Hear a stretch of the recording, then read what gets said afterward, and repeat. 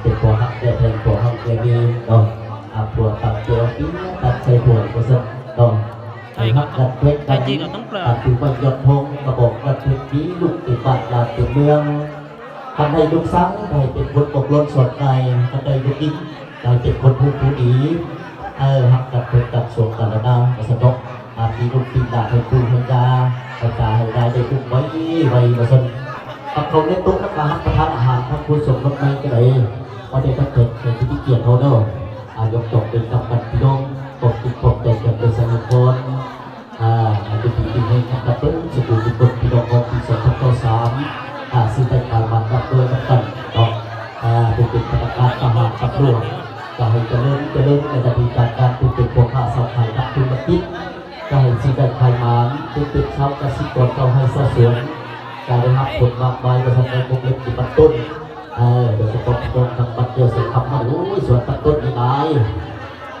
ถ้าคนใดได้เกียรติพี่โอ้ยต้องเบิ่งเอาวัฒนธรรมเอาปัดต้นเสร็จเพียงย่อยมาในปีทำลงของคนนกจาก3-4 คนแล้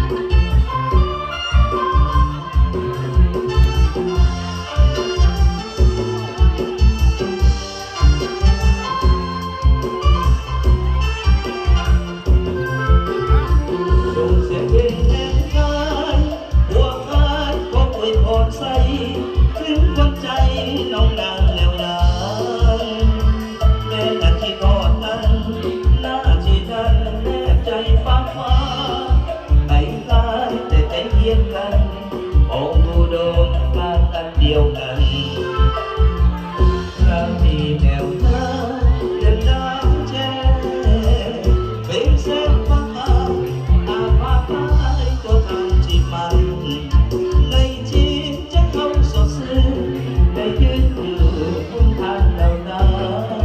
เป็นที่แต่ภาวนาบอกสิวัน